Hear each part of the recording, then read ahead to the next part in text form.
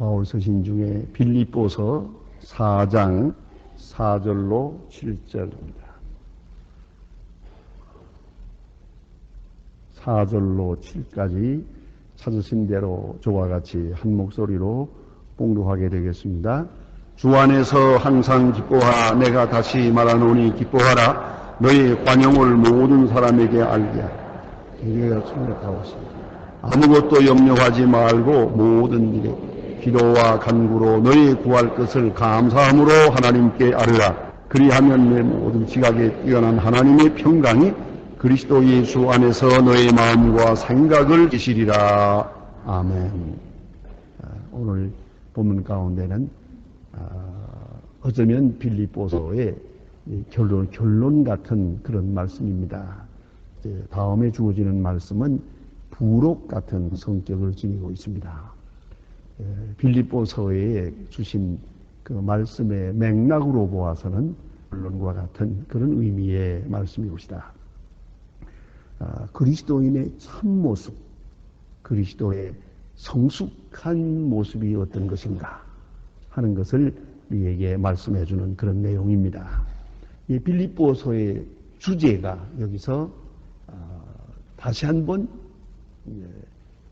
집약되고 그리고 여기서 반복되는 것을 볼 수 있습니다. 결론 지어진다 해볼 수가 있겠습니다. 본문에서 세 가지 당부하면서 동시에 명령하는 말씀이 있습니다. 이건 말씀인 동시에 명령입니다. 기뻐하라, 관용하라, 기도하라. 이 세 가지입니다. 자, 자기 자신에 대해서는 항상 기뻐하라. 또 다른 사람에 대해서는 관용하라. 관용의 덕을 베풀라 하는 것이고요. 또 하나님께 대해서는 항상 기도하라. 쉬지 말고 기도하라. 그런 말씀입니다. 하나님과의 관계에서는 늘 기도하는 마음으로 계속적으로 기도하는 그런 자세에서 살아가야 한다. 이 말씀입니다. 그 유명한 기독교의 3대 덕이라고 하는 말 있지 않습니까? 3대 덕. 항상 기뻐하라, 쉬지 말고 기도하라, 범사에 감사하라. 이것이 기독교인의 3대 덕입니다. 다시 다 같이 한번 하십시다. 항상 기뻐하라, 쉬지 말고 기도하라, 범사에 감사하라. 다 같이 다시 한번 시작. 항상 기뻐하라, 쉬지 말고 기도하라, 범사에 감사하라. 이것이 우리를 향한 하나님의 뜻입니다. 우리는 종종 하나님의 뜻 하면서 하나님이 어떻게 하시나, 하나님이 세상을 어떻게 운행하시는가, 하나님의 경영 방법이 뭔가, 이걸 알고 싶어 합니다. 그리고 거기에 편성해가지고 돈 좀 벌라고. 그래서 하나님의 뜻 알려고 하지만은 사실 알고 보면은 그게 다 자기 이 어떤 이익권을 위해서 하나님의 뜻을 알고자 합니다만은 하나님의 뜻은 또 그렇지 않아요. 반대입니다. 우리는 하나님이 어떻게 하시나 하는 생각을 하는데 하나님의 뜻은 우리에게 있습니다. 하나님의 뜻은 우리가 항상 기뻐하길 바랍니다. 우리가 쉬지 않고 기도하는 사람 되길 바랍니다. 범사에 감사하기를 원하십니다. 자, 이제 한번 생각해 봅시다. 자녀들이 부모를 향해서 부모님의 뜻이 뭡니까? 아버지 뜻이 뭡니까? 어머님 뜻이 무엇입니까? 이거 묻고 싶지요. 그러나 참으로 훌륭한 아버지 어머니라면 내 뜻 별거 아니다. 너희들이 행복하게 살아라. 그것뿐이야. 효도하라는 말도 없어요. 너희들 행복하게 살아라. 그것이 내 뜻이다. 너희들 기뻐하며 살아라. 감사하며 살아라. 그것이 바로 내가 바라는 바다. 그렇게 될 거 아니겠습니까? 하나님의 뜻 바로 여기에 있는 것이에요. 그래서 항상 기뻐하고 쉬지 말기도 하고 범사에 감사하는 것. 바로 이것이 우리를 향한 하나님의 뜻이다. 이것이 동시에 기독교인의 3대 덕이라고 말합니다. 그래서 기독교인의 성숙, 신앙적 성숙은 무엇으로 측정하느냐? 성숙을 알아볼 수 있는 바로메타는 첫째는 무엇을 기뻐하는가 하는 겁니다. 사실은 인격을 알아볼 수도 있죠. 당신은 무엇을 기뻐합니까? 돈을 기뻐합니까? 출세를 기뻐합니까? 칭찬을 기뻐합니까? 이제 뭘 기뻐하는 거냐? 혹은 깨달음을 기뻐합니까? 내가 무엇을 기뻐하느냐? 그것이 바로 내 신앙의 순입니다. 또 무엇을 구하느냐? 기도, 이 기도가 문제입니다. 무엇을 구하나? 그 문제입니다. 좀 실례지만은 제가 우리 장로님들 대표로 기도합니다. 기도한 다음에 제가 어떤 때는 정 참지 못할 지경이 되면 제가 불러놓고 충고를 합니다. 장로님, 오늘 기도하시면서 몇 마디 감사하고 몇 마디 간구했습니까? 도대체 오늘 당신의 기도는 감사하다는 말씀이 한마디도 없어. 그리고 첫 마디부터 뭐 이렇게 달라는 말이 많어. 수준 이하야. 알았어. 그렇게 얘기합니다. 그러면 한참 서서 얼굴게도 있습니다만은 다시 이따위로 하면 기도 안 시키겠다고 그랬어요. 소망교회 교인 이수순밖에 안 되느냐 안 해. 그랬어요. 여러분 깊이 생각해 보세요. 도대체 기도가 어떻게 이렇게 거지 기도를 해야 하냐. 거지 기도. 나올 때마다 달라는 소리밖에 없네. 이래서 되겠어요? 이게 바로 수준 이하라는 거예요. 우리는 언제나 감사. 그래서 감사가 더 크죠. 뭐 가능하면 마지막 감사합니다. 아멘 했으면 좋겠어. 사실은 그래도 하나님은 충분히 눈치가 빨라서 다 알아봐요. 그렇잖아요. 아이고 저 사람이 뭘 달라고 하는구나. 왜 몰라요? 다 알지. 나도 아는데 왜 몰라요? 네. 네. 도대체 이렇게 감사에 인색할 수가 없어요. 우리 사람과 사람 사이에도 아주 똑하고 눈치 빠른 사람은 가서 아이고 그간에 도와주신 것을 감사하고 늘 사랑해 주신 것을 감사하고 관심을 두시고 계신 것 감사하고 그러면 벌써 뭐요? 뭐 달라고 하는지 알겠어요. 이러는 거 아니에요? 그래서 이 자녀들 가운데도 보면 그런 자녀가 있어요. 같은 자녀지만은 특별히 감사 소리를 잘하는 거죠. 이래서 감사하고 이래서 알았다 뭐 달라느냐 이런다고요. 한마디도 감사할 줄은 몰라요. 뭐 마음으로 한다나 마음으로? 속한다나? 우리 속을 누가 알아? 안 되는 기예요. 감사 중요한 거예요. 그래서 자 하나님 앞에 기도할 때 뭘 구하느냐 하는 것은 무엇을 감사하느냐 얼마나 감사하느냐. 그래서 제가 언제 한번 나의 사람들이 회당에 예배드리러 갔더니 그 처음부터 끝까지 그 기도하는 가운데 단 한마디도 간구하는 내용이 없어요. 뭘 주세요가 없어요. 이래서 감사합니다. 영 가운데서도 우리를 사랑해 주시고 환난 중에도 깨닫게 하시고 뭐 감사하다는 얘기를 하다가 마지막에 이런 말이 있더라고요. 하나님 이성적 판단으로는 잘 이해가 안 됩니다만은 내 이성적 판단을 누르고 복제하고 믿고 하나님께 감사합니다. 그러더라고요. 수준 높은 기도죠. 그렇지 않습니까? 내 지금 생각으로는 이해가 안 돼. 왜 이런 일이 있는지. 그래도 하나님께는 뜻을 거예요. 그런 거로 내 이성적 판단을 누르고 하나님께 감사합니다. 이게 수준 높은 신앙이에요. 그런 거로 우리의 신앙은 내가 무엇을 기뻐하는가, 무엇을 구하고 있는가, 무엇에 대해서 감사했는가? 이것이 바로 그리스도인의 신앙, 성장, 성숙 수준입니다. 이걸 알아야 돼요. 만약 이것이 저 유치한 가운데 하면 여전히 유치한 거죠.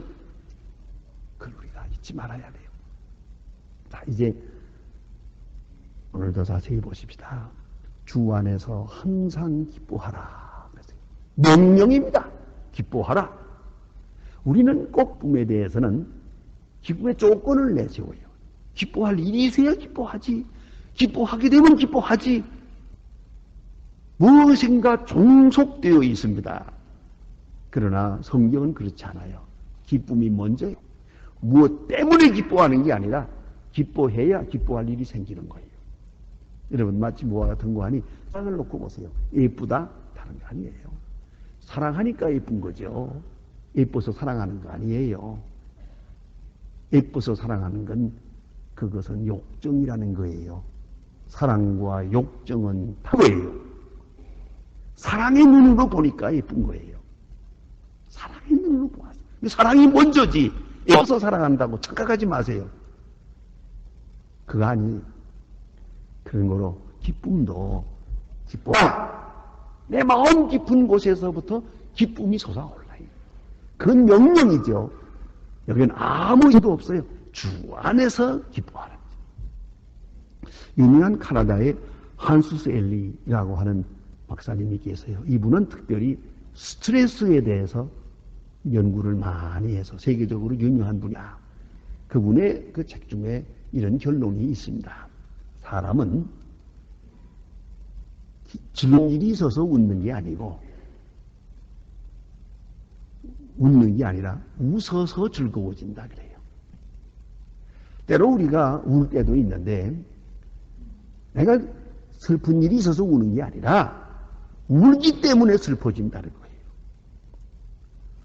화를 내는 것도 우리는 어떤 이유가 있어서 화를 낸다고 하지만 그게 아니고 내가 속에서부터 먼저 화를 내기 때문에 화에 화나는 일이 생긴다는 거예요.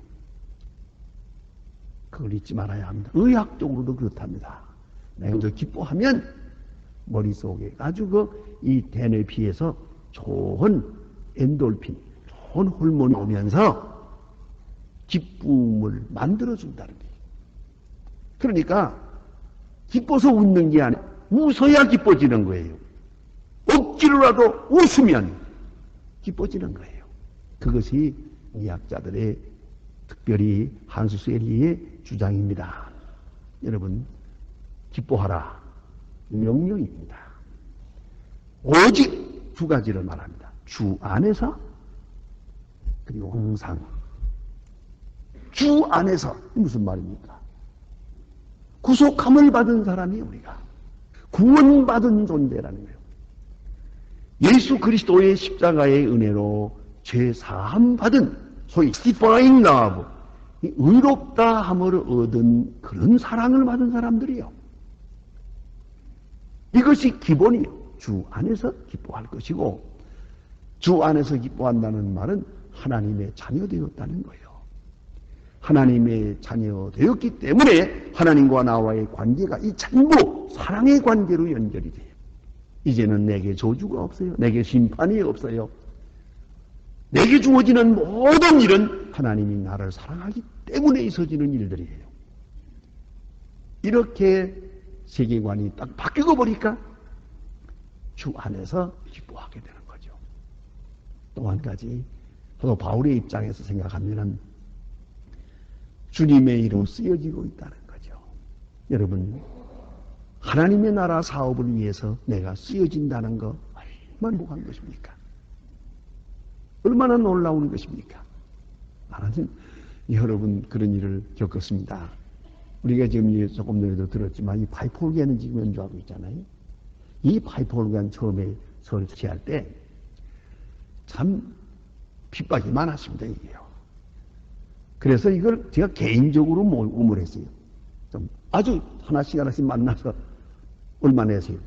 얼마 내세요? 이렇게 하면서 이 모금을 했어요. 이걸 계약을 해놓고 5번을 돈을 보내야 되는데 하루 날짜가 어기면 안 돼요. 이 서양 사람들하고 하는 일이기 때문에 꼬박꼬박 돈을 보내야 되는데 돈이 모금이 안 되는 거예요. 그래서는 돈 냈던 사람한테도 또 가서 내라고 그러고 낼 만한 사람한테 내세요. 그런데 이것이 다 되고 나니까 그런 소문이 나세요. 의원들이. 나도 저 월계를 하는데 돈 좀 내고 싶은데요. 왜 나한테는 말씀 안 했습니까? 그래서 내가 안 줄 것 같아서 안 했수다 그랬지. 그랬잖아요. 내가 가서 달라고 했을 때 다 주었어요. 거절한 사람도 없어요. 그런데 당신은 보장하니 안 줄 것 같아서 그만뒀다. 이제는 안 될까요? 시간 지나서 안 됩니다. 여러분, 이 좋은 일에 내가 가담한다는 거 얼마나 좋은 일이에요. 이 가운데도 다 계시지만 이 파이프 오르겐 하는데 내가 얼마나도 낸 사람들은 이 듣는 소리가 달라요. 같은 게 아니라요.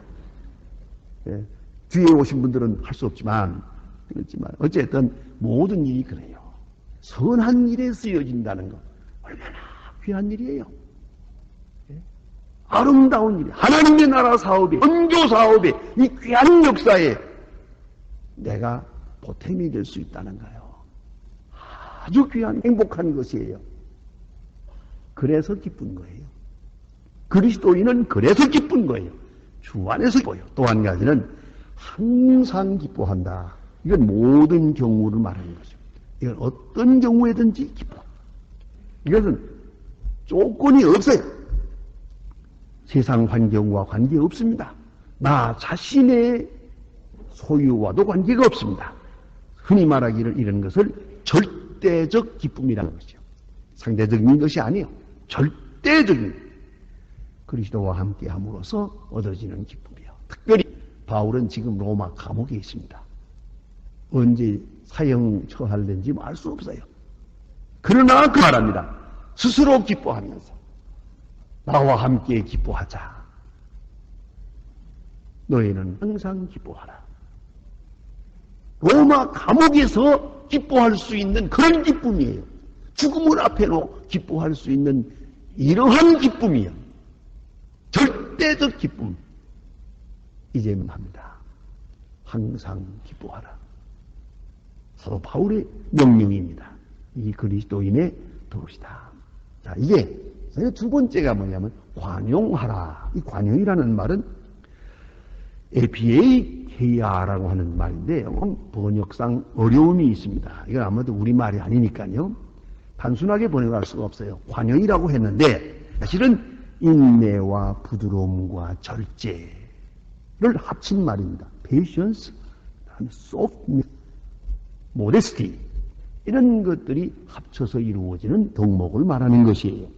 그러니까 이것은 내가 기뻐서 무슨 다음에 오는 이권을 위해서도 아니고 자기 인격을 위해서가 아니라 내가 너무 기뻐서 기쁨에 충만하고 보니까 다른 사람의 인간관계에 대해서 여유 생겨요.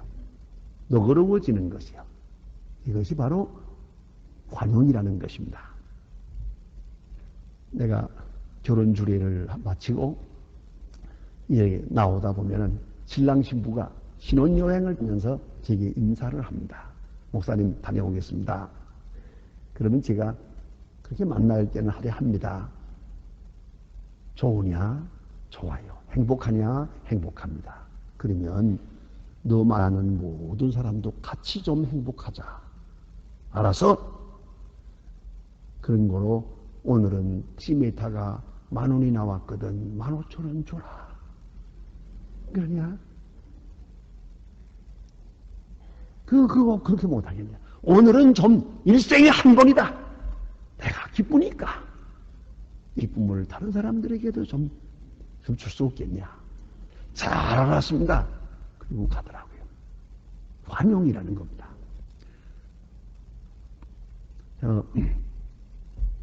나치 수용소에 갇혀있다 용케 살아남은, 다 죽을 때에 살아남은 두 친구가 있었습니다. 그 다음에 후에 서로 만났습니다. 나치 수용소에서 고생하던 생각, 또 많은 친구 가족들이 남았는데 그 비참한 생각, 그 얘기를 하면서 이제 그 친구 하나가 나는 아무리 해도 용서 못해. 저 독일 놈들 용서 못해. 내 눈에 흙이 들어가도 용서 못해. 절대 못하고 말고 어떻게 용서하나. 이러니까 이쪽 친구가 그건 뭘 기억하고 있나. 그 지한 거 다 잊어버리고 이미 지나간 건데 뭘 그러나. 아니야. 어떻게 용서하란 말이야 이걸. 어떻게 잊어버리란 말이야. 그때 착한 친구가 말했습니다. 만일에 자네가 용서 못하고 잊지 못한다면 자네는 지금도 나치 수용소 감옥에 그냥 있는 것이라는 걸 잊지 말게. 당신은 감옥 밖에 나온 사람이 아니야. 감옥 밖에 나온 사람은 그렇게 생각이 아닐세. 자네는 어째서 아직도 그 감옥에 있는가? 여러분 이걸 알아야 돼요. 그리스도인의 기쁨 이것으로서 다 덮어요. 너그럽게 용서해요. 그럴 때만이 기쁨이 참 기쁨이 되는 거예요. 기쁨을 함께 나누는 것이 되는 거죠. 그래서 이렇게 말합니다. 관용이란 뭘까? 그때 관용은 영어로 justice and something better than justice. 이게 무슨 말입니까? 관이라는 것은 정의요. 그러나 정의보다 더 높은 정의. 그것이 바로 관용이라는 거죠. 옳다고만 옳은 게 아니에요. 옳은 것 위에 더 옳은 것이 있어요. 똑바로 한다고만 옳은 게 아니에요. 더 옳은 것이 있어요. 그걸 알아야 합니다. 그런데 이것은 내 마음인 기쁨이 이것을 감당하게 되는 거죠. 넓게 보며 길게 보며 그리고 절대적인 기쁨이 이것을 다 포용하게 되는 것이옵시다. 어느 교회에 유명한 고3 여학생이 하나 있었어요. 아주 성질이 못돼가지고 성격 못된 걸로 아주 유명합니다. 한 번만 건드렸다가는 아주 온 교회가 난리가 나요. 그래 아주 골치 아파. 열심을 있는데 성격이 못돼가지고.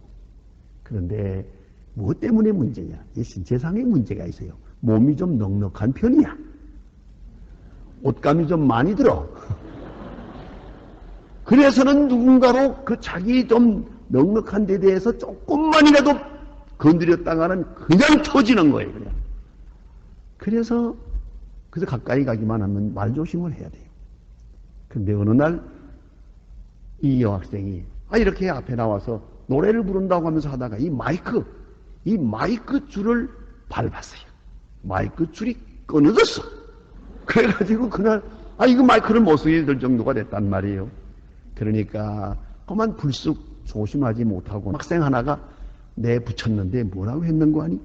불국사 대웅전 기둥 같은 발로 밟아가지고 줄이 끊어졌잖아. 그래서요.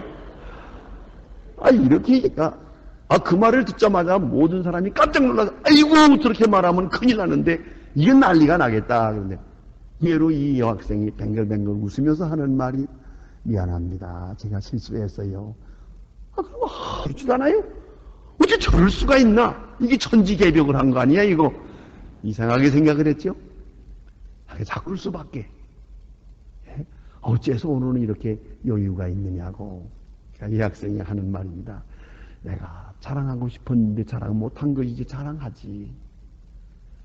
너희들도 알다시피 내가 고3인 공부가 잘 안 돼서 한 중간 정도밖에 안 되는데 에이야 뭐 기왕 떨어질 바에야 서울대학에다 놓지. 그래가 어때요? 근데 마침 그게 미달이야. 합격을 한 거요. 남들 다 떨어지는 서울대학을 그래 중간치가 들어갔거든. 이걸 자랑하고 싶은데 자랑을 못해가지고 집상한데 지금 그거 좀 뚱뚱하다고 했다고 내가 화내게 생겼냐 지금 내가 너 좋은 거니까. 여러분 이렇게 자랑하고 싶은 게 속에서 막 들먹거리면 말들은 뭐라고 하든 말든 여유 있는 사람이 되는 거예요. 이게 관용이라는 거예요. 그래서 특별히 오늘 관용에 대해서 이렇게 말합니다. 주께서 가까우시니라. 주님의 재림이 가까웠어요. 이제 서로 싸우겠어요? 서로 비판하겠어요? 서로 따지겠어요? 주님이 가까워요. 인간적으로 말하면 죽을 날이 가까워하면 어떻게 되겠습니까? 이제 너그러워야죠. 이제는 서로 용납해야죠. 예? 그렇지 않습니까? 제가 고향에서 같이 나온 목사님 한 분이 계세요. 제 할아버지 보고 늘 형님 그랬어요. 본인이 말씀하신 대로 보면 저희 할아버지께서 옛날에 장학금을 주어서 목사가 됐다고 그래요. 그런 목사님이 한 분 계셨는데 이 교파가 갈라질 때 통합 합동하면서 교파가 갈라질 때 나는 이쪽으로 오고 목사님은 저쪽으로 갔어요. 그래서는 길에서 딱 만나면 너는 남이다 그래요. 아유, 인사를 안 받아요. 어떤 때는 배반자다 그리고 어떤 때는 원수다 그래요. 아, 이런 세상에 인사를 드려도 인사를 안 받아요. 이 할아버지가 그러시더니 나이 80 넘었어요. 나이가 많아졌어요. 그러면 찾아오세요 저희 집에. 그래 어떻습니까? 하시는 말씀이 이제는 나는 합동통합 없다. 주님 앞에 갈 날이 가까워서 이젠 원수 없다. 이제는 미워하는 사람 아무도 없다. 그러더라고요. 이 관용이라는 거예요. 주께서 가까우시니라. 그런 거로 이제는 너그러워야지. 마음이 넓어야 돼요. 이제는 더 이상 비판할 수가 없어요. 주께서 가까우시니라.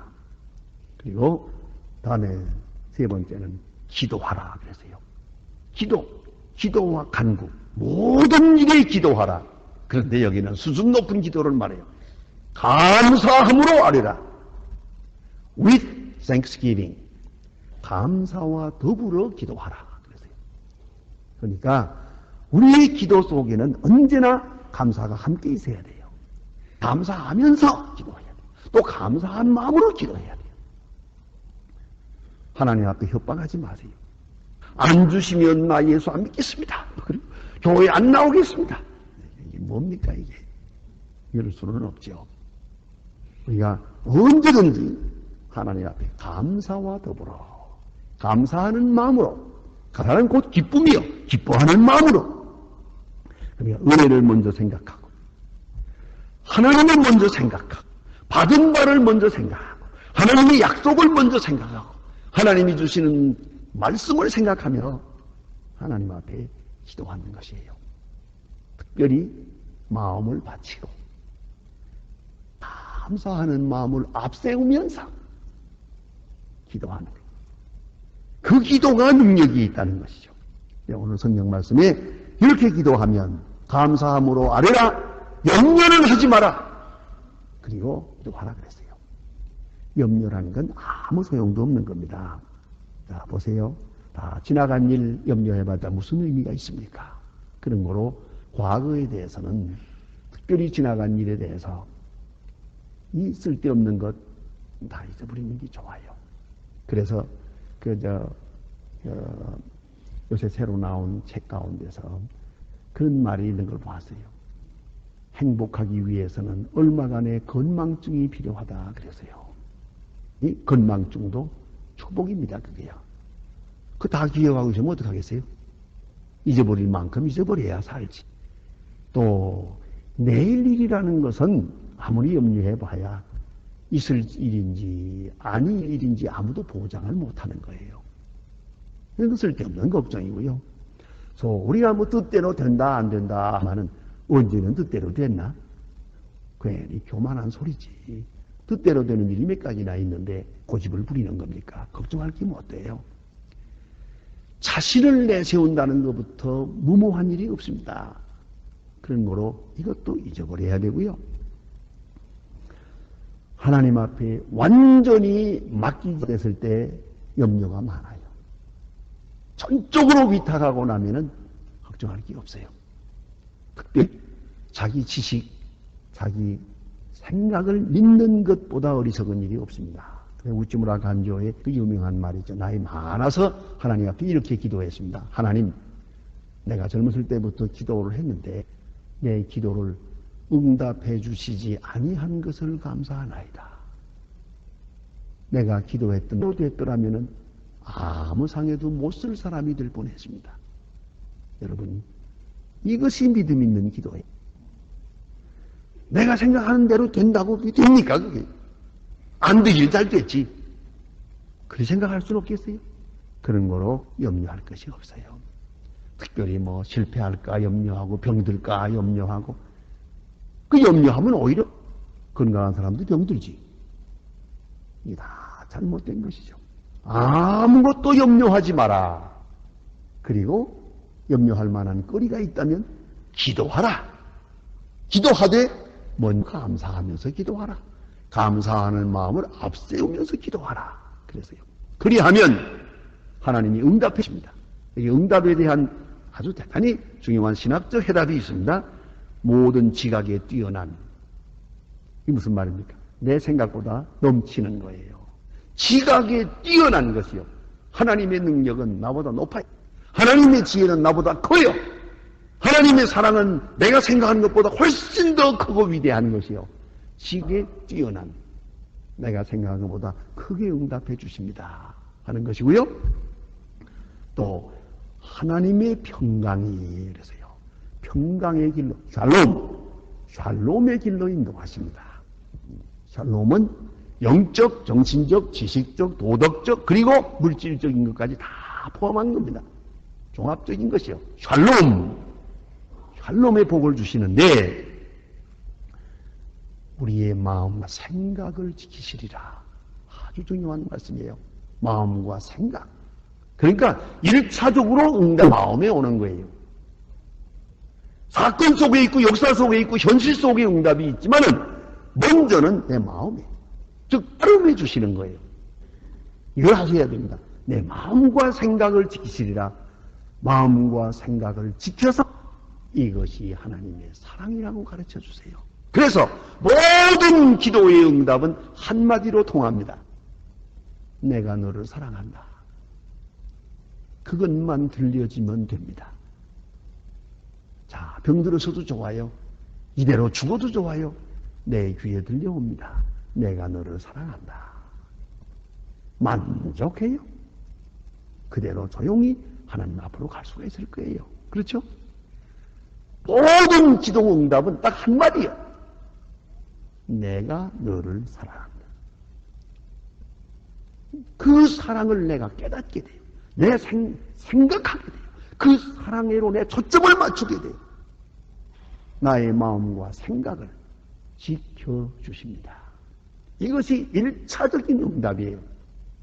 우리가 눈물과 고통과 억울함과 한을 품고 기도를 시작했습니까? 기도하는 가운데 마음이 평안해져요. 내가 너를 사랑한다. 정말 내가 사는 처지, 형편, 모든 것을 통해서 하나님이 나를 사랑하는 것이 확실해요. 틀림이 없어요. 확실하게 돼요.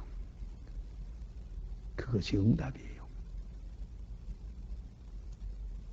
모든 지각에 뛰어난 하나님의 평강이